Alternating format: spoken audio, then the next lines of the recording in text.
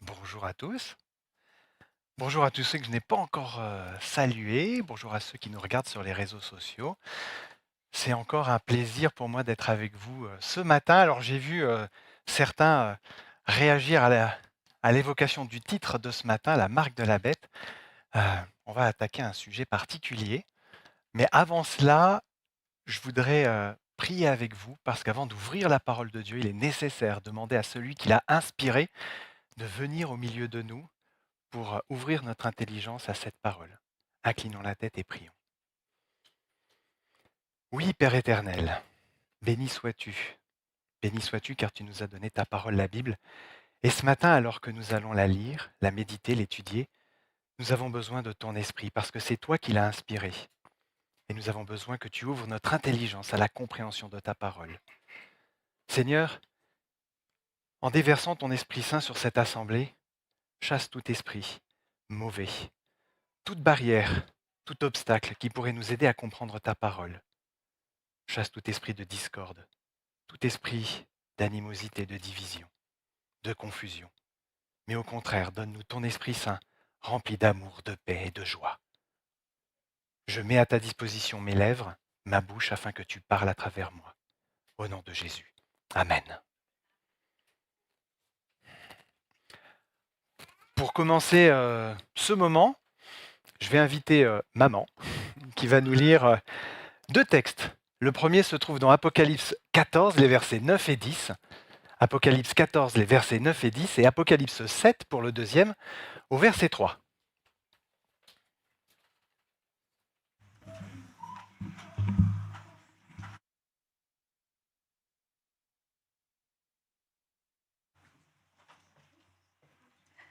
Apocalypse 14, verset 9, et un troisième ange, les suivit en disant d'une voix forte, « Si quelqu'un adore la bête et son image, et s'il reçoit la marque sur son front ou sur sa main, il boira lui aussi du vin de la fureur de Dieu, versé sans mélange dans la coupe de sa colère. Et il sera tourmenté dans le feu et le soufre, devant les saints anges et devant l'agneau. » Apocalypse 7 et verset 3.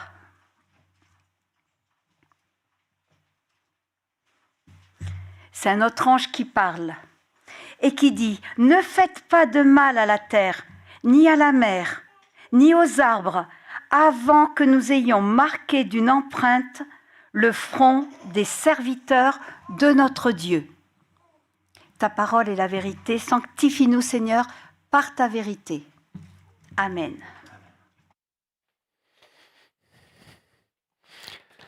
Alors ce matin, je voudrais vous partager une réflexion autour de deux éléments qu'on trouve dans la Bible et qui viennent de vous être lus, que sont la marque de la bête et le sceau de Dieu, cette empreinte qui vient d'être lue. Mais je voudrais les regarder sous un angle différent. On a l'habitude de regarder ce texte comme une maison que l'on regarde de face, et moi je voudrais regarder cette maison, mais on va dire par derrière, voir un autre aspect de ces textes. Et je voudrais commencer par vous parler de la marque de la bête, et plus particulièrement du mot « marque ». On va essayer de bien le comprendre. Alors je suis désolé, cette première petite partie, ces premières petites minutes vont être un peu scolaires, mais elles vont conditionner toute la compréhension de la suite. En grec, ce mot « marque », c'est le mot « charagma » qui est affiché, que l'on traduit en français Euh, par marque imprimée, marque stigmatisée ou gravure. Alors dans ma recherche, je suis allé voir dans la traduction anglaise, dans la traduction Strong en anglais, qui a des nuances très intéressantes. Je cite, c'est une rayure ou une gravure, c'est-à-dire un poinçon en tant qu'un signe de servitude, une figure sculptée, telle une statue, comme par exemple les idoles. Pour bien comprendre son utilisation dans la Bible, il est nécessaire pour nous de nous replacer dans le contexte de l'époque de l'apôtre Jean, qui a écrit cette révélation qui lui a été donnée par Jésus, c'est-à-dire au 1er siècle de notre ère. Dans Surveiller et punir, la pratique du tatouage dans l'Antiquité gréco-romaine de Ralph Évêque, qui est maître de conférences en histoire du droit et des institutions de l'Université de Nanterre, alors désolé, c'est un peu long, c'est son titre, nous apprenons dans l'introduction de son ouvrage que le fait de tatouer a plusieurs vocables distincts à cette époque. Et je vous demande de bien écouter parce que Jean n'a pas choisi ce mot au hasard.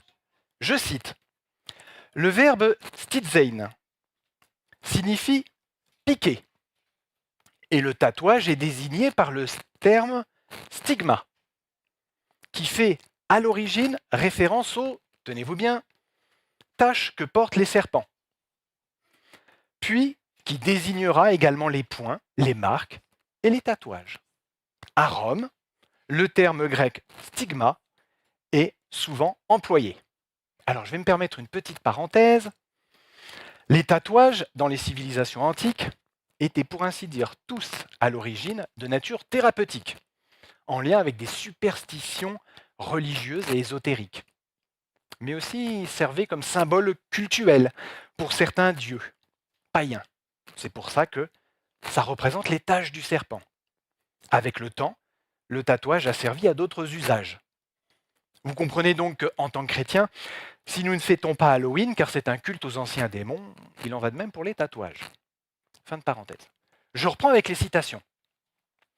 À Rome et en Grèce, durant la période antique, on tatoue à la fois les animaux et les êtres humains. Les hommes libres, comme les esclaves.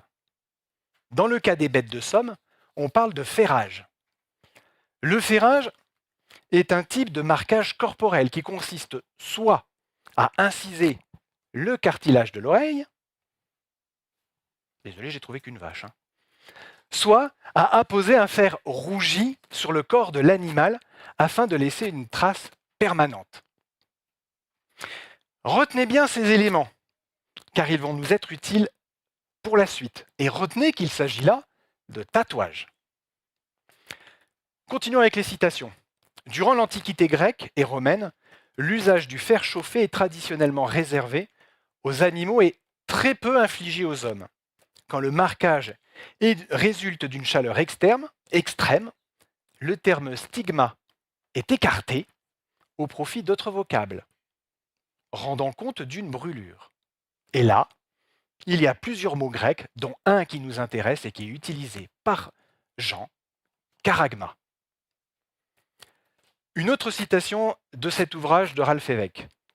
On relève aussi que le marquage des bêtes de somme dans l'Antiquité obéissait à des considérations magico-religieuses. Concernant les individus libres, il convient de noter que les femmes, si l'on suit les sources anciennes, ne sont jamais tatouées, à l'exception peut-être des prostituées. Le marquage est réservé aux hommes criminels qui doivent, en guise de punition, subir un marquage infamant. On constatera également que certains agents de l'État romain sont tatoués afin de garantir l'exercice effectif de leur mission. Le médecin grec du VIe siècle, Aésios d'Amida, dans son Biblia Atrica Caedica, évoque dans la définition qu'il fait du tatouage les mains pour les soldats et le visage, sans plus d'autres indications d'autres parties du corps. Mais en somme, à cette époque, le tatouage marquait un grand nombre d'endroits possibles sur le corps du moment qu'une ostensible visibilité fut possible. Les sources dont on dispose évoquent les bras, les mains, le poignet, le cou, le visage, le front et le sommet de la tête. Différents témoignages rendent compte du péril que représentait le marquage corporel et cela a sans doute contribué à sa valeur en tant que forme de punition chez les Grecs et les Romains de l'Antiquité. Durant cette période, le tatouage semble n'avoir a priori que deux fonctions, signifier la sanction et rendre compte de l'appartenance. Cela semble néanmoins limitatif quand on observe que le tatouage peut avoir 5 grandes fonctions. Une fonction décorative, une fonction prophylactique, c'est-à-dire pour prévenir la maladie. Dans la superstition antique, on se tatouait pour se dire voilà, j'éviterai telle ou telle maladie. Une fonction religieuse, ce sont 3 fonctions, outre celle, donc la 4e et la 5e, qui sont l'usage pénal et pour signaler la propriété. Toutefois, à examiner les sources, il apparaît que dans les périodes antiques, grecques et romaines, c'est-à-dire l'époque de Jean, les usages décoratifs, prophylactiques et religieux du tatouage sont marginaux, comparés au tatouage judiciaire. Voilà, désolé pour ces petites définitions. C'était vraiment nécessaire pour moi de vous donner un peu le contexte pour savoir où on va ce matin. Jean utilise donc un mot, charagma, qui montre qu'il y a eu une brûlure et qui signifie le côté infamant du marquage qui est utilisé envers les bêtes, mais aussi un peu envers les humains. Alors qu'il aurait dû utiliser le mot stigma, propre au tatouage des esclaves et des repris de justice. En fait, Jean veut mettre l'accent sur le côté répugnant de celui qui le porte au niveau de l'animal. Les tatouages ou les marques étaient à majorité utilisés d'un point de vue judiciaire pour les criminels et d'un point de vue propriétaire pour les esclaves ou les agents de l'Empire. Un rebelle, un déserteur, un criminel ou même quelqu'un n'ayant pu honorer une dette pouvait devenir esclave et ainsi être marqué pour sa faute, mais aussi pour appartenir à son maître. Souvent, il est intéressant à noter que des familles à faible revenu vendaient certains de leurs enfants pour subvenir aux besoins des autres enfants. Certains se vendaient même eux-mêmes comme esclaves, espérant ainsi améliorer leurs conditions. Le mot charagma, utilisé par Jean, est significatif, car il était prioritairement utilisé pour les animaux. Mais rappelez-vous comment l'apôtre Paul désigne l'homme sans Dieu dans 1 Corinthiens 2, 14. Un homme animal. Ne recevant pas les choses de l'Esprit de Dieu. On comprend naturellement alors l'usage que fait Jean de ce mot. Remarquez que les tatouages en particulier, le marquage en général, font référence aux marques que portent les serpents.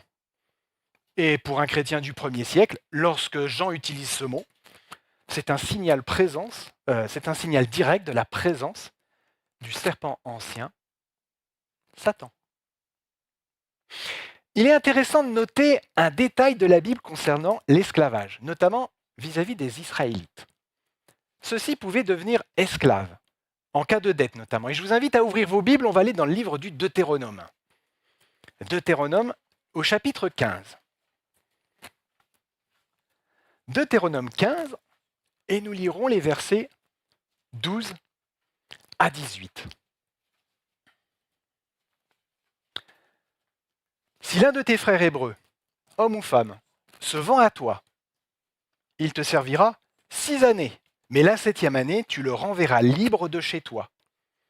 Et lorsque tu le renverras libre de chez toi, tu ne l'en renverras pas à vide. Tu lui feras des présents de ton menu bétail, de ton aire, de ton pressoir, de ce que tu auras par la bénédiction de l'Éternel, ton Dieu. Tu te souviendras que tu as été esclave au pays d'Égypte et que l'Éternel, ton Dieu, t'a racheté. C'est pourquoi je te donne aujourd'hui ce commandement. Si ton esclave te dit « Je ne veux pas sortir de chez toi parce qu'il t'aime, toi et ta maison, qu'il se trouve bien chez toi, alors tu prendras un poinçon et tu lui perceras l'oreille contre la porte, et il sera pour toujours ton esclave. Tu feras de même pour ta servante. Tu ne trouveras pas dur de le renvoyer chez toi, car il t'a servi 6 ans, ce qui vaut le double du salaire d'un mercenaire, et l'Éternel, ton Dieu, te bénira dans tout ce que tu feras. C'est quand même intéressant, car il est fait mention de l'oreille, comme pour l'asservissement des bêtes dans l'Empire romain. Le fait de se percer l'oreille devant Dieu, au niveau de la porte ou du poteau du propriétaire, était un rituel courant dans l'Antiquité sémitique et pratiqué notamment par les Mésopotamiens. L'oreille symbolisait l'obéissance, toute l'oreille. Le lobe, la servitude. Remarquez que le texte précise qu'une fois marqué par le poinçon, l'esclave appartiendra définitivement à son maître après l'avoir servi 6 années. C'est assez intéressant de se dire que dans l'Apocalypse, nous retrouvons aussi une servitude définitive à ceux qui reçoivent la marque de la bête, en lien, là aussi, avec le chiffre 6. Alors là, maintenant, c'est purement gratuit et personnel, mais si Dieu donne 6000 ans à l'humanité, esclave d'un monde de péché, afin de l'en délivrer pour le millénium, ceux qui préfèrent le monde, le prince de ce monde de péché, se trouvent marqués, tels des animaux, pour appartenir à leur maître jusque dans la mort éternelle. Le symbolisme de cette marque se trouve déjà à l'époque de Moïse. Je n'ai pas poussé plus loin mon étude sur les oreilles. Si quelqu'un a quelque chose à ce sujet, je serais ravi de l'avoir parce que je n'ai fait qu'effleurer la chose et je pense qu'il y a énormément de choses à découvrir là-dessus. Mais on va aller dans un autre... On reste dans le sanctuaire, on reste dans l'époque de Moïse, on va voir autre chose. Lors de la consécration d'Aaron et de ses fils à la prêtrise, après avoir posé leurs mains sur la deuxième bête sans défaut, au moment où ils ont été consacrés, il y a une première bête qui a été sacrifiée, et ensuite, il y a une deuxième bête sans défaut sur laquelle ils posent leurs mains. L'animal était sacrifié et son sang servait notamment, vous savez quoi? À badigeonner le lobe droite de l'oreille. La droite signifiant toujours la place la plus honorable. Le sang du bélier sans défaut les affranchit de la servitude. Ils venaient de sortir d'Égypte. Ils venaient de sortir de la servitude du péché que représente l'Égypte. On pourrait pousser la réflexion plus loin, mais je n'ai pas trop le temps ce matin. Mais comme je vous l'ai dit, si vous avez quelque chose à ce sujet, je serais ravi d'aller fouiller et creuser un peu plus loin. Comme disait ce matin Gaël, quitte à aller découvrir du pétrole. On retrouve encore la même notion dans le cadre du sacrifice de culpabilité. Quand un pécheur voulait être purifié, et il s'agissait de la guérison de la lèpre qui est aussi un symbole du péché, le sang de la victime, d'un agneau, qui servait d'offrande, un agneau toujours sans défaut, devait être aussi appliqué sur le lobe de l'oreille de celui qui se purifiait. Mais ce n'est pas tout. En plus du sacrifice, cette offrande était composée en partie d'huile. Et celle-ci devait être aussi appliquée sur le lobe de l'oreille après avoir reçu le sang. Comprenez un peu les implications d'un point de vue spirituel? Le sang qui représente le sacrifice de Jésus et l'huile, l'Esprit de Dieu, le Saint-Esprit. C'est la raison pour laquelle Paul nous dit dans 1 Corinthiens 6, versets 9 et 12. Prenez 1 Corinthiens 6. 1 Corinthiens 6, chapitre 6, les versets 9 à 12. 1 Corinthiens 6, 9 à 12. Ne savez-vous pas que les injustes n'hériteront pas le royaume de Dieu? Ne vous y trompez pas. Ni les impudiques, ni les idolâtres, ni les adultères, ni les efféminés, ni les infâmes, ni les voleurs, ni les cupides, ni les ivrognes, ni les outrageux, ni les ravisseurs n'hériteront le royaume de Dieu. Et c'est là ce que vous étiez, quelques-uns de vous. Mais vous avez été lavés, vous avez été sanctifiés, vous avez été justifiés au nom du Seigneur Jésus-Christ et par l'Esprit de notre Dieu. Tout m'est permis, mais tout ne m'est pas utile. Tout m'est permis, mais je ne me laisserai asservir par quoi que ce soit. En fait, Dieu délivre de l'asservissement du péché à Satan par le sang de Jésus et la puissance du Saint-Esprit.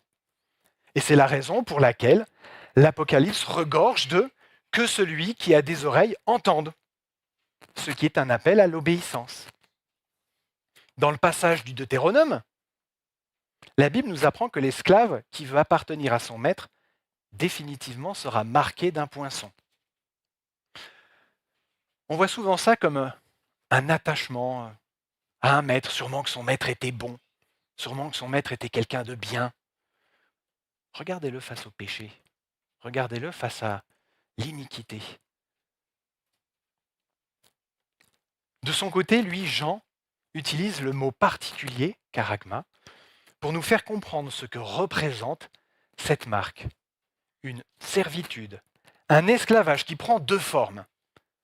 La contrainte, par la guerre, lorsqu'on ramène des esclaves, ou par décision judiciaire. Ou encore volontaire, pour ceux qui veulent améliorer leurs conditions, pour appartenir sinon définitivement à leur maître. Vous vous souvenez de la liste des emplacements où dans la Rome antique, on pratiquait sur le corps ces marquages? Dans la liste figure la main et le front, et ça devait être ostensible. Jean n'a rien inventé.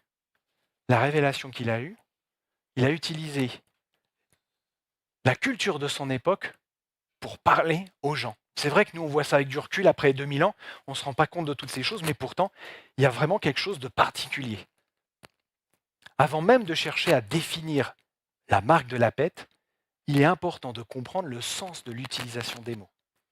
Jean veut nous faire comprendre qu'il s'agit là d'une servitude, soit contrainte, soit volontaire, envers un maître, Satan, qui nous brûlera de sa marque, marquant soit notre culpabilité de criminel, soit notre appartenance à lui, par la contrainte, de façon volontaire, nous amenant à un état d'animal, alors que lui, Dieu, nous considère comme ses enfants. Et c'est important à comprendre parce que la culpabilité, c'est le fait d'avoir rejeté celui qui enlève la culpabilité, c'est-à-dire Christ. Il est écrit dans Jean 3, 18, et je vais le lire dans la version Osterwald qui va être affichée, parce qu'elle est vraiment très littérale et elle permet vraiment de bien comprendre la chose. Jean 3, verset 18, « Celui qui croit en lui n'est pas condamné, mais celui qui ne croit pas est déjà condamné parce qu'il n'a pas cru au nom du Fils unique de Dieu. » Celui qui rejette Jésus est condamné et devient de fait la propriété de Satan. Tout comme celui qui ne se repent pas de chacune de ses fautes. La condamnation qui pèse sur lui, tant qu'il n'a pas de repentir sincère, la condamnation pèse sur lui tant qu'il n'y a pas de repentir sincère. Vous verrez qu'il y a d'autres subtilités. Je voudrais passer maintenant à la deuxième chose. Le sceau de Dieu. On va parler maintenant du sceau. En grec, c'est le mot sphragizo, traduit généralement en français par, je cite, « mettre un sceau sur » ou encore « marqué d'un sceau », scellé pour la sécurité. Autre citation, autre définition, puisque les choses scellées sont cachées, comme le contenu d'une lettre, ça veut dire cacher, maintenir dans le silence, garder le secret. C'est aussi afin de pouvoir prouver, confirmer, certifier une chose, confirmer l'authenticité, mettre hors de doute un document écrit. Et la dernière explication, la dernière définition, prouver par son témoignage à une personne qu'on est bien ce qu'on affirme être. On retrouve différentes occurrences dans la Bible nous permettant de comprendre ce sens. Dans Matthieu 27, 66, lorsque Jésus est mis au tombeau, la pierre est scellée. Matthieu 27, 66, ils s'en allèrent et s'assurèrent du sépulcre au moyen de la garde, après avoir scellé, c'est le mot sphragizo, la pierre. C'est une mise sous scellé. C'est une pratique qui remonte aux anciens empires de l'Égypte et de la Mésopotamie, notamment pour sceller la tombe des pharaons. Elles étaient mises sous scellé. Et aussi pour assurer la fermeture d'un document. Il garantissait soit que la tombe n'avait pas été ouverte, soit aussi que le document était toujours fermé.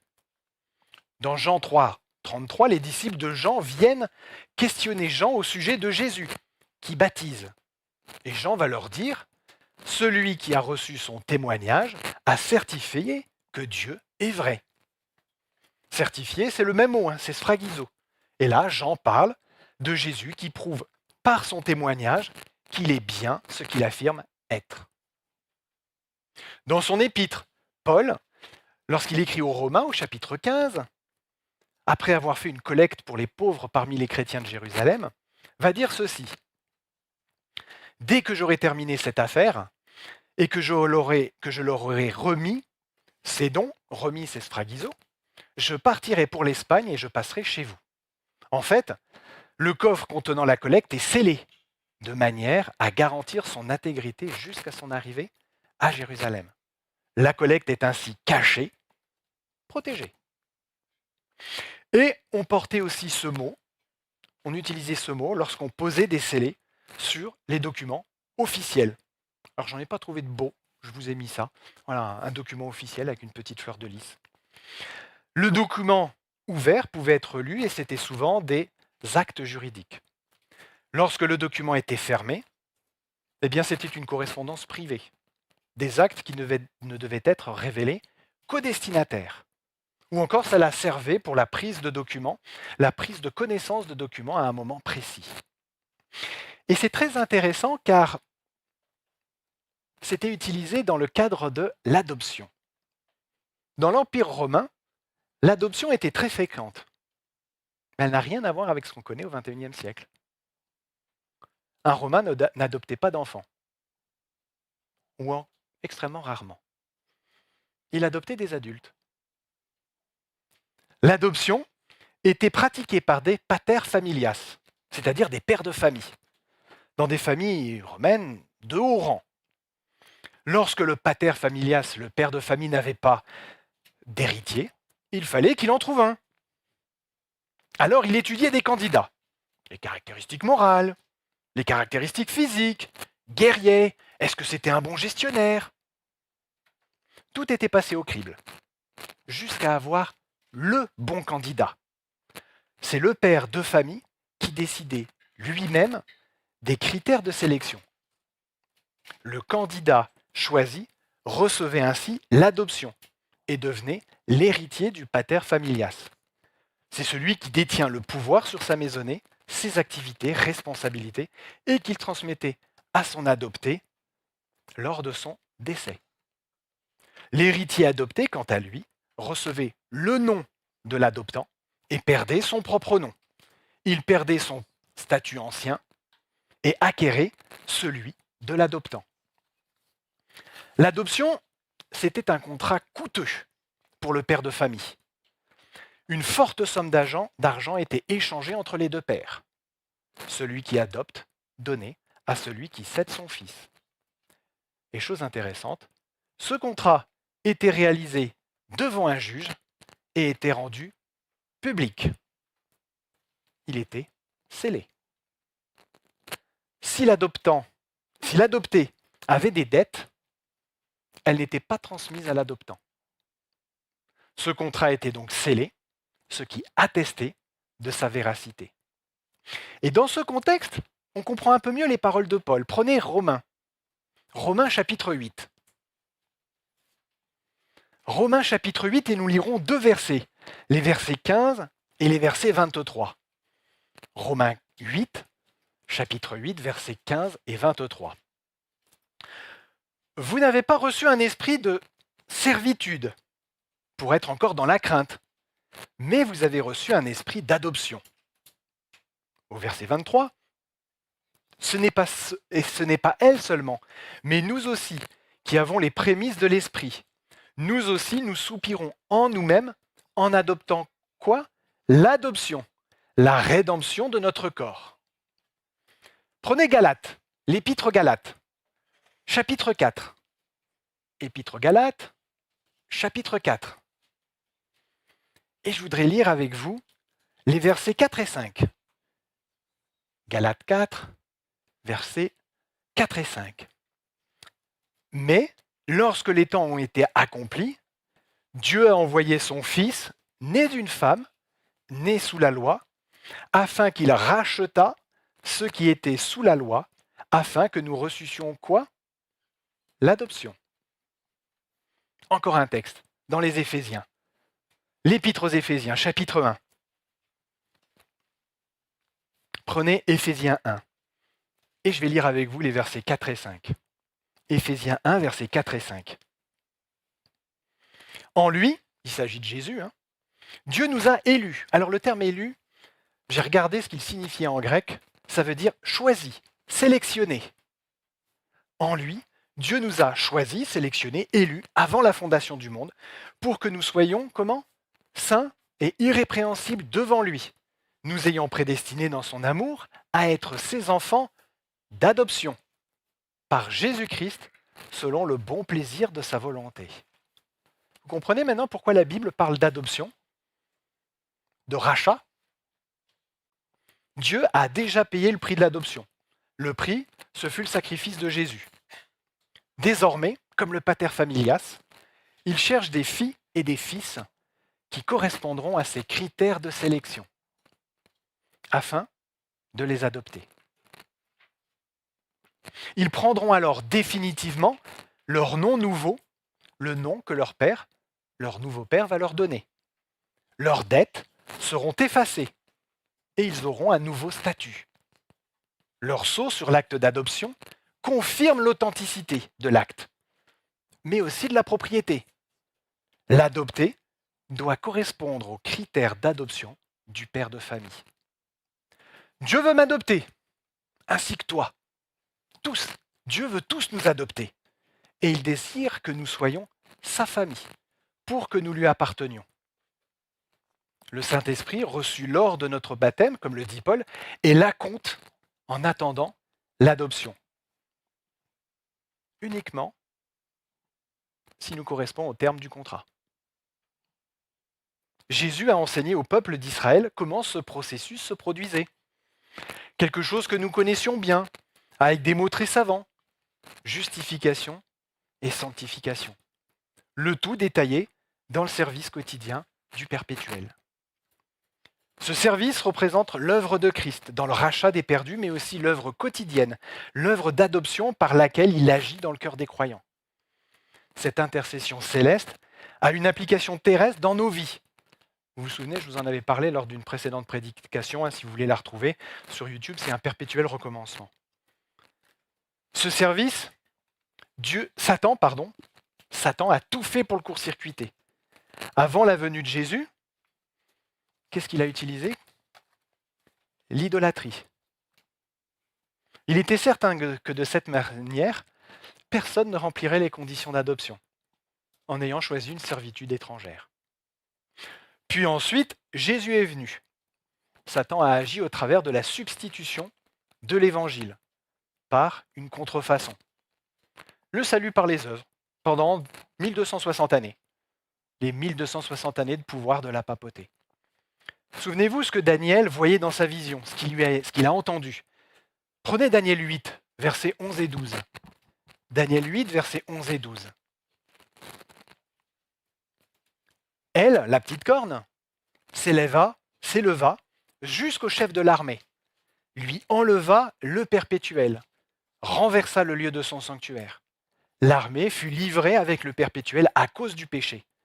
La corne jeta la vérité par terre et réussit dans ses entreprises. Ensuite, Daniel entend deux êtres célestes qui vont se parler. L'un demande à l'autre combien de temps va durer l'arrêt du service perpétuel, jusqu'à quand seront foulés le sanctuaire et l'armée. Et l'autre va lui répondre que cela va prendre 2300 ans. Et effectivement, Satan, en corrompant le message de l'évangile, après avoir, comment je pourrais dire ça, insisté sur l'idolâtrie, il va faire croire aux chrétiens que leur adoption dépend de leur propre justice, de leurs propres œuvres, afin de s'assurer qu'ils ne reçoivent pas, là aussi, l'adoption. Et pendant ce temps,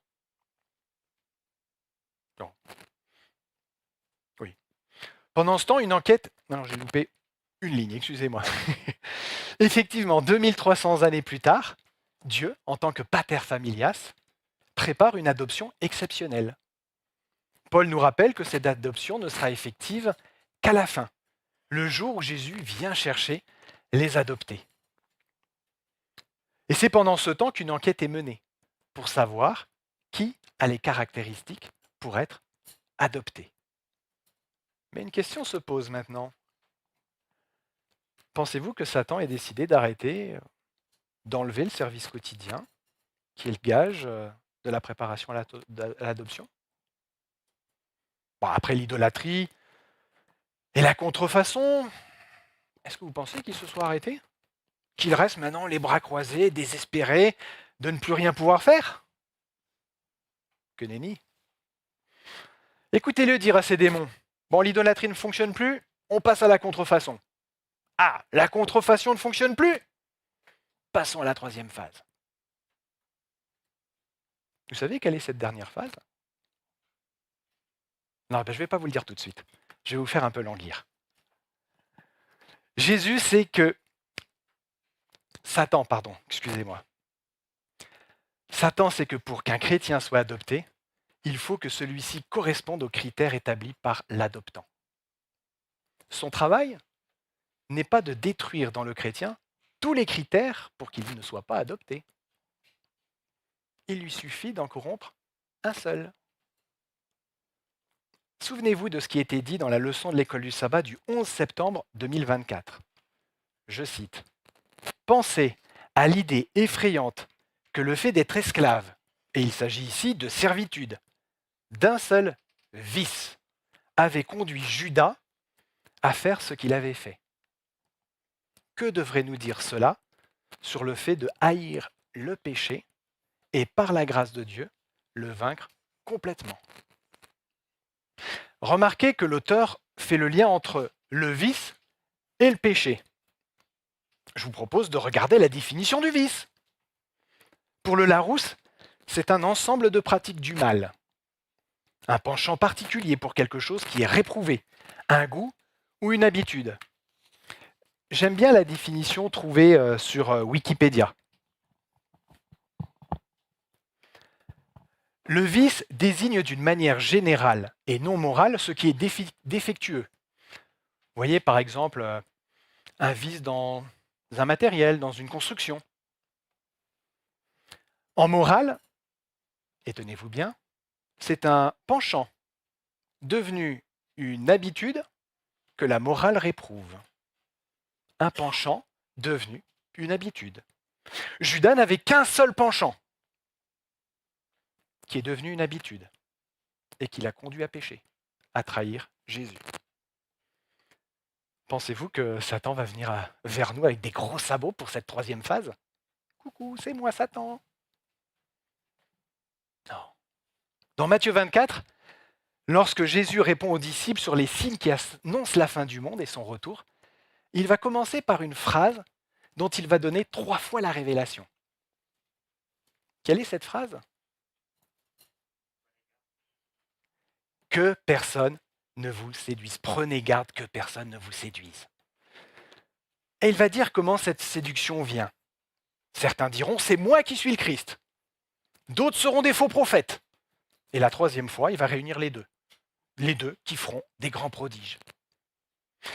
Pendant longtemps, je croyais que ça devait être spirituel, religieux, théologique, doctrinal.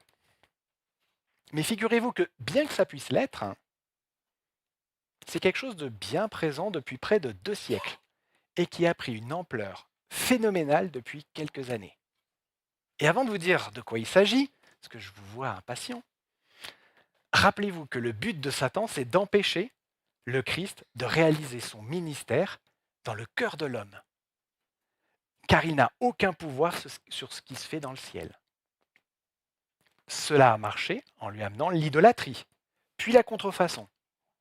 Il a pu détourner l'homme de Christ. Et désormais, il amène ce qu'il y a de plus subtil. La distraction. Satan sait qu'une seule distraction génère en nous un penchant qui, en devenant une habitude, nous coupe de Jésus.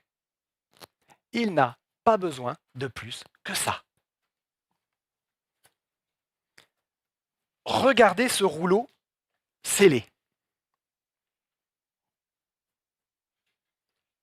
Je montre à la caméra. Regardez ce rouleau scellé. Le sceau certifie que ce qui est écrit est certifié par l'auteur.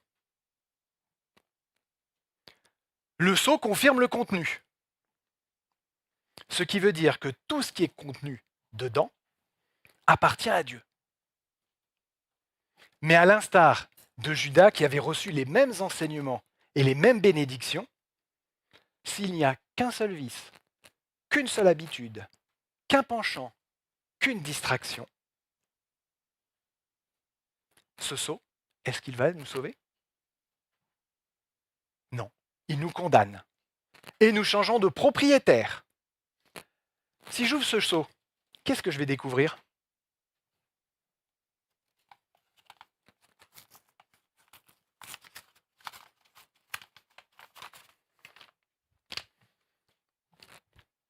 La page est blanche. Elle a été lavée dans le sang de l'agneau. Tout a été purifié. Mais regardez.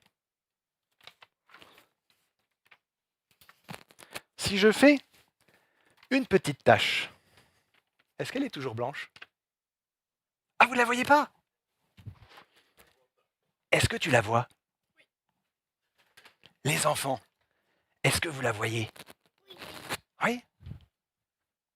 Est-ce que vous la voyez maintenant? Oui? Je vais l'afficher pour que la caméra puisse bien la voir, la faire voir à ceux qui sont derrière. Elle se trouve ici, au bout de mon doigt. Ah, c'était voulu. Une toute petite distraction. Peut-il sceller ce qui ne lui appartient pas? Est-ce qu'il peut le sceller si ça ne lui appartient pas entièrement? À défaut de sceau, nous ne sommes pas délivrés de notre servitude et nous risquons d'être marqués par Satan, une servitude qui nous condamne. Une seule distraction et nous attristons le Saint-Esprit, car celle-ci nous éloigne de Dieu. Je vous rappelle la citation de l'école du sabbat. Pensez à l'idée effrayante que le fait d'être esclave d'un seul vice, d'une seule habitude, d'un seul penchant, d'une seule distraction, avait conduit Judas à faire ce qu'il avait fait. Peut-être vous posez-vous la question de savoir ce que sont ces distractions.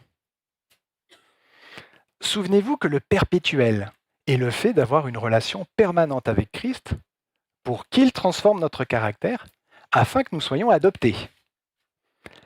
La distraction est donc tout ce qui, de près ou de loin, est un obstacle, si petit soit-il, à notre relation avec Jésus. Cette tâche-là, toute petite, si petite soit-elle, c'est une offense à la sainteté de Dieu qu'il veut nous donner. Vous voulez des exemples? Je vais vous donner ceux qui étaient les miens.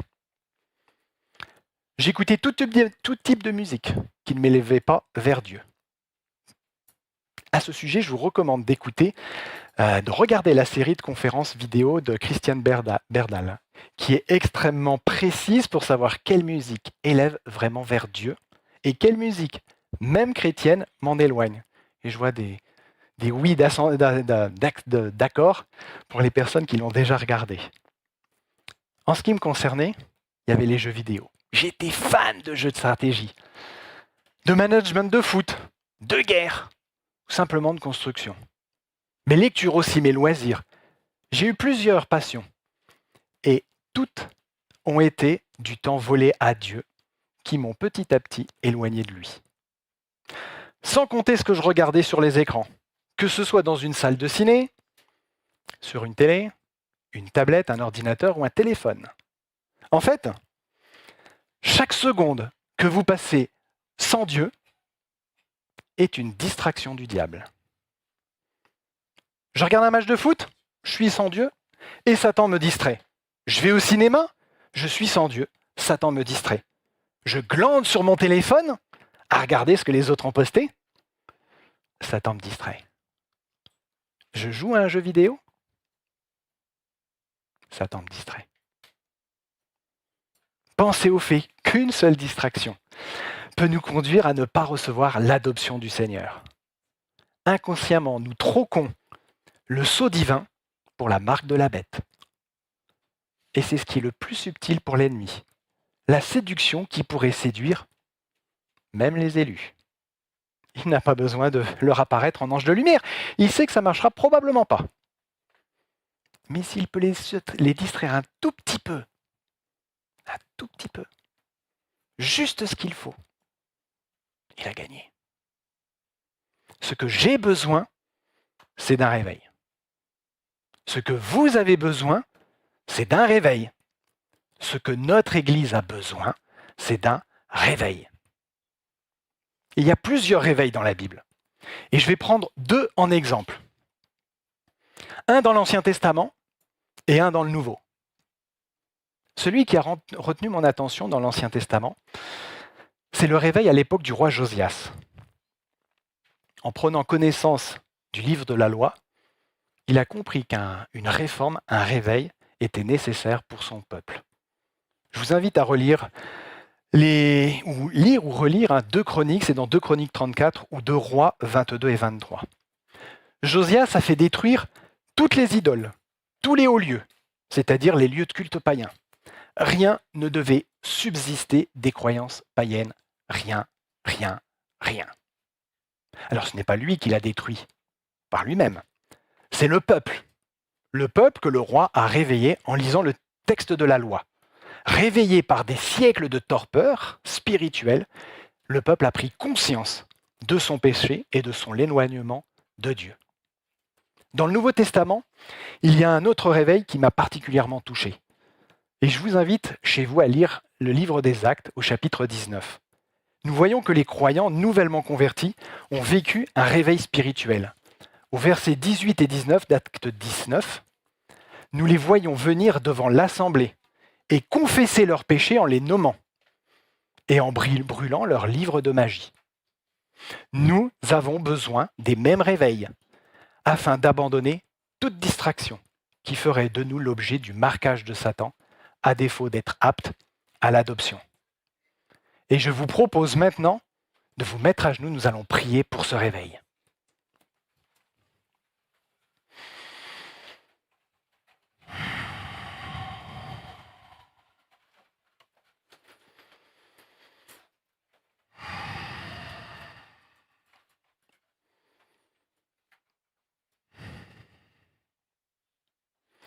Seigneur Dieu Père éternel, nous voici réunis en assemblée et nous prenons tellement conscience de notre besoin d'être réveillés par toi, d'abandonner toutes les choses de ce monde, tout ce qui pourrait nous distraire de toi. Nous avons pleinement conscience que tu es à cet instant en train de sélectionner un peuple, ceux qui veulent te suivre fidèlement, ceux qui veulent correspondre à ton divin caractère. Et si nous sommes présents ce matin, c'est que nous voulons t'appartenir. Nous voulons être adoptés par toi. Nous voulons correspondre à ton divin caractère. En cet instant, Seigneur, je demande par la puissance de Jésus-Christ, la présence du Saint-Esprit. Déverse-le sur cette assemblée, Seigneur. Chasse tout esprit de discorde, de division, de confusion, tout esprit de médisance, des cœurs, de nos cœurs.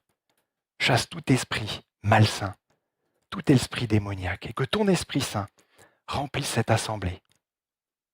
Qu'à l'image de la Pentecôte, Seigneur, tu nous remplisses de la puissance de ton Esprit qui seul peut nous amener à ce réveil, afin que nous abandonnions tout pour toi, que tout ce que nous sommes, Seigneur, t'appartienne dès à présent. Seigneur, j'ai toute confiance dans la puissance de ton Esprit Saint, afin qu'il soit déversé en abondance. Car tu l'as dit, si donc méchants comme nous sommes, nous savons donner de bonnes choses à nos enfants, à combien plus forte raison tu donneras le Saint-Esprit à ceux qui le demandent. Je te le demande, Seigneur. et tu connais les cœurs de chacun d'entre nous.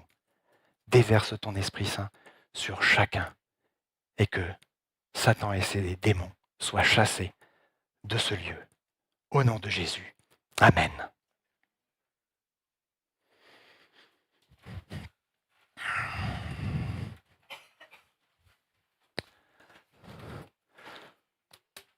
Vous avez tous reçu un petit papier avant le début de cette prédication. Je vais vous expliquer maintenant à quoi il sert. Pour ceux qui le souhaitent, et seulement pour ceux qui le souhaitent, si c'est un appel du Seigneur qui nous regarde en cet instant, ceux qui veulent bénéficier de ce réveil spirituel en abandonnant un vice, une habitude, des distractions, des penchants, qui sont prêts, comme à l'époque de Josias ou Paul, avec les Éphésiens, à détruire les idoles, les hauts lieux, à brûler les livres de magie. Je vous invite à prendre ce papier, à noter dessus vices, habitudes, distractions, penchants que vous voulez aujourd'hui, à cet instant, que Dieu vous débarrasse. Toujours pour ceux qui le souhaitent, je vous invite à venir près de moi, partager ce que vous abandonnez entre les mains de Dieu, par la grâce de Christ, pour en être délivré et vivre cette vie permanente avec Christ. Ensuite,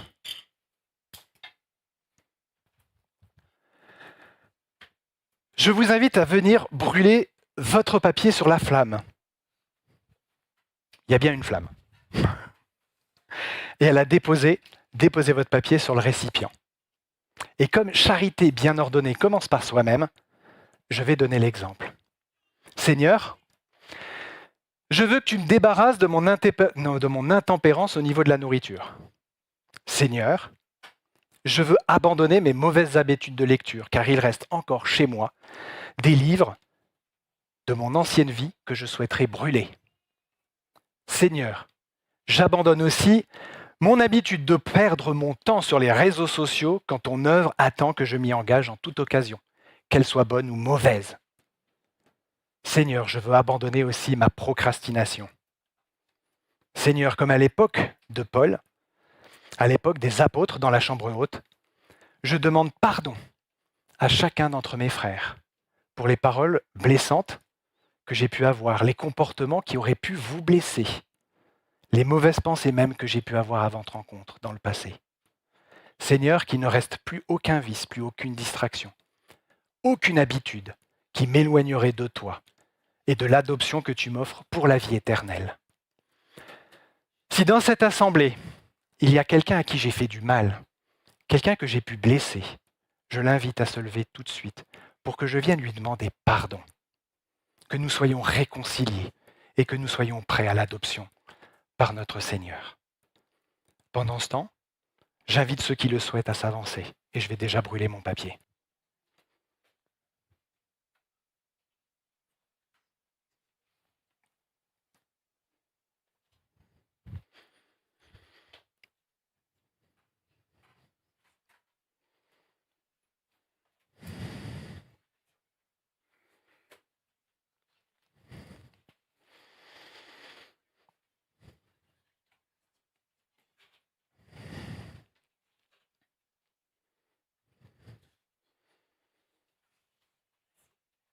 Ah, c'est que c'est tenace.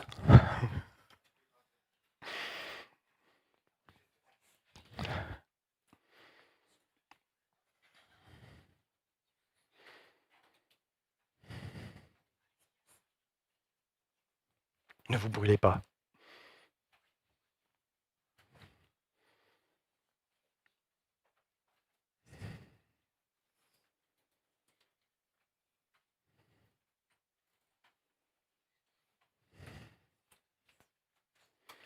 Si vous avez quelque chose que vous voulez confesser à l'un ou à l'autre, si vous avez quelque chose contre un de vos frères, comme le dit le Seigneur dans sa parole, avant d'apporter votre offrande, allez voir votre frère, réconciliez-vous avec lui par un saint baiser, une embrassade.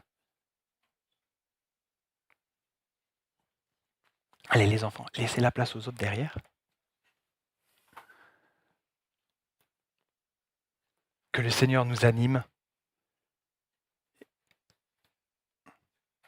et que le Seigneur nous prépare à son adoption, à notre adoption.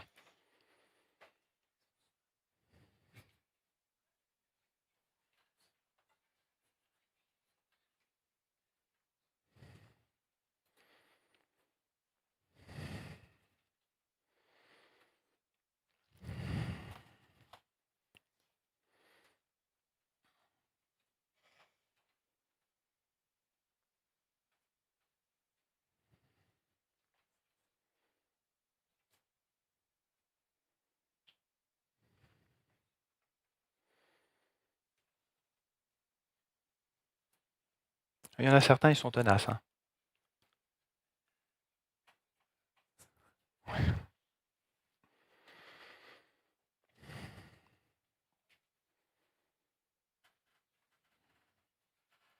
Ah, c'est bon, c'est bon.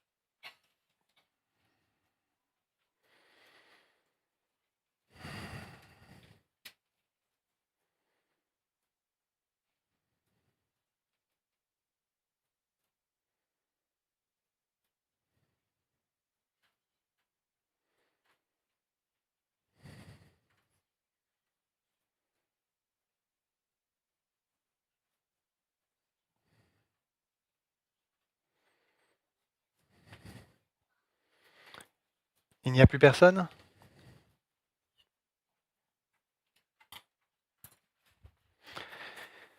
Je vous invite à vous mettre à genoux. Nous allons prier le Seigneur.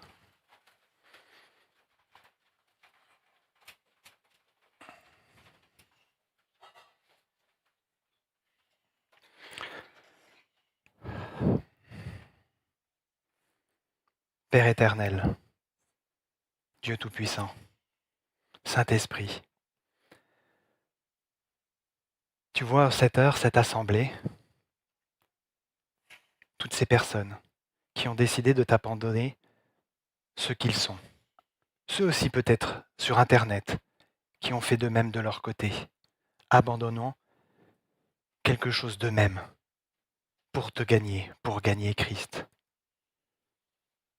Tu sais, toi, ce qui a été écrit sur ces papiers. Tu sais ce qu'il y a dans les cœurs. Tu lis tout de nous. Seigneur, nous avons conscience que sans toi, sans Christ, nous n'avons aucune capacité, par nos propres forces, à être délivrés de ces choses-là. Nous n'avons besoin que de toi. Nous avons toute l'aide nécessaire en Jésus-Christ, par ses mérites. Et je te demande, Seigneur, de faire de ces mérites ce qui va animer chaque personne de cette assemblée, désormais, par rapport à tout ce qui a été noté. Donne-nous la force par ton Esprit Saint d'être toujours vainqueurs sur ces choses. Tu dis dans ta parole que nous pouvons tout par Christ qui nous fortifie. Fortifie-nous, Seigneur, par la puissance de Jésus-Christ. Au nom et par les mérites de notre Seigneur, grand frère, Sauveur. Amen.